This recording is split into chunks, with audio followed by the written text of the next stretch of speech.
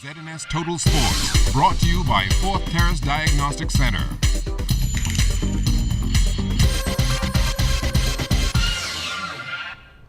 Welcome to sports, everybody. The Government Secondary School Sports Association has been handed down a mandate to ensure all of its coaches are certified, and Education Minister Jerome Fitzgerald says this move has been a long time coming. That's something that we have been promoting over the years. In fact, we have paid for a number of them to be certified as well, and it's a question of just raising the level of the qualifications of everyone involved in the educational system. And I hope that those who are involved embrace it in the spirit in which it is meant. It is not meant for us to penalize anyone, but it's meant to encourage you to continue to upgrade yourself so that you're able to give the best level of instruction to our children who we consider deserve the best. Now, when the GSSA gets underway with its volleyball season later on this month, President Kevin KJ Johnson says facilities won't be an issue.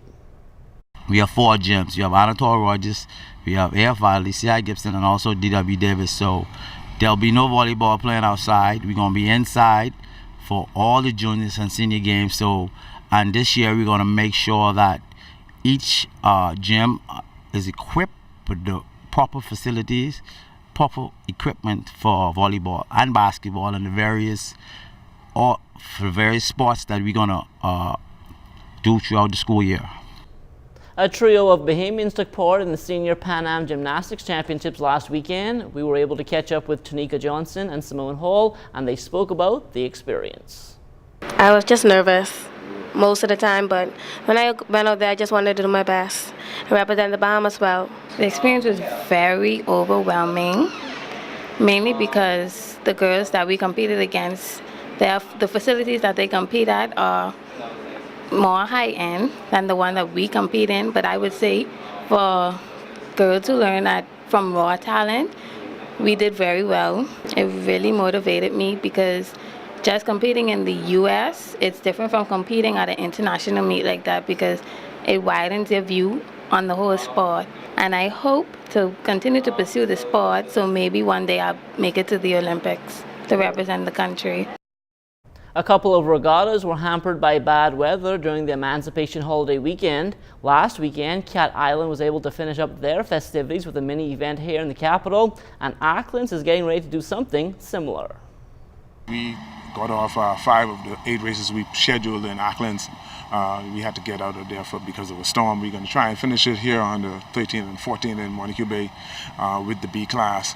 But also as an added attraction, we're going to have a challenge match with the Courageous. Both boats, Emmett Monroe owned both of those boats. So he's always wanted to know which of those boats was the fastest. So we're going to have challenge races with them both Saturday and Sunday. We're going to have all the on-track activities, all the attractions, everything, the food, the tents and everything else.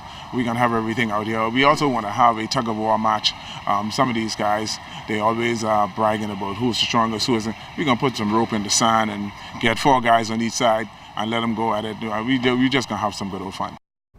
The early part of 2015 will be a busy time for the English Caribbean Amateur Softball Confederation, and President Burkett Dorset tells us about what they have on tap. The Bahamas is up front in hosting the Under-19 boys version of the ECAS Championship, which is scheduled for the end of February of next year. British Virgin Islands still express interest in hosting the men's championship.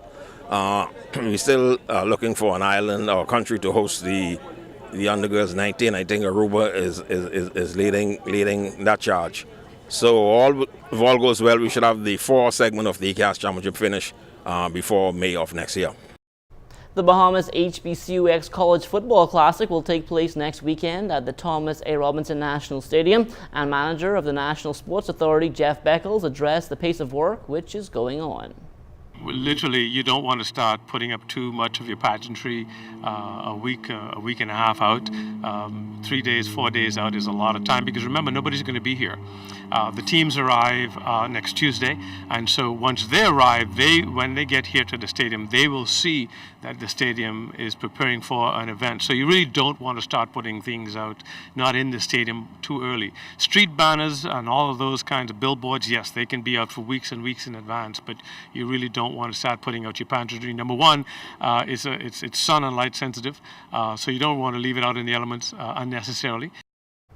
The NFL got its new season underway yesterday with the defending champion Seattle Seahawks picking right back up from where they left off, beating the Green Bay Packers in convincing fashion 36-16. And even though the game was between the Seahawks and Packers, the buzz here at home still seemed to focus around the Miami Dolphins. I think they can do too good. Why are you predicting like negative stuff about the Dolphins? You just know they're awful. They're awful, that's correct. Oh, you have some you know, of that nice good stuff. My favorite dish. You just chew them up and spit them. Man, I talking about I already eat the bone and all. Dolphins get slaughtered. But a lot of behemoth people is pull for Dolphins. You ain't feel sorry for them? Yeah, but I just want to know pull for Dolphins. I'm a Patriot all the way. Nothing is happening for the Dolphins. They will not make playoffs. You're a Miami Dolphin fan? Always. You ain't shame pulling for them? No. You don't get tired of them disappointing you year and year? No. You have a lot of patience. Like. Yes, every year. And even when Super Bowl starts, I be all Dolphin now. Don't care. The defense look good, but they got to work on the offense so we can see what happens. We can make somebody have some heartaches in that division. The only team that's going to win the Super Bowl this year is the Miami Dolphins. And right now, I feel like... excuse me, what you got in your cup? Actually, this is fruit punch. I agree with Julian with a prediction like that. That couldn't be fruit punch inside that glass. And that will do it for sports. Stay tuned. The Bahamas Tonight is back after the break.